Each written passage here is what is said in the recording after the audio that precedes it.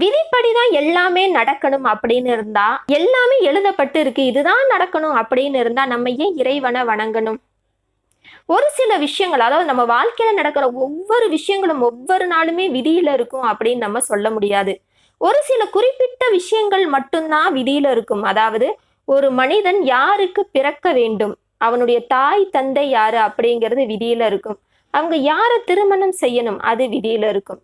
அவங்களுக்கு என்ன மாதிரியான குழந்தைகள், எத்தனை குழந்தைகள், அதாவது ஆணா, பெண்ணா, எத்தனை குழந்தைகள் பிறக்கணும் அப்படிங்கிறதும் விதியில இருக்கும்.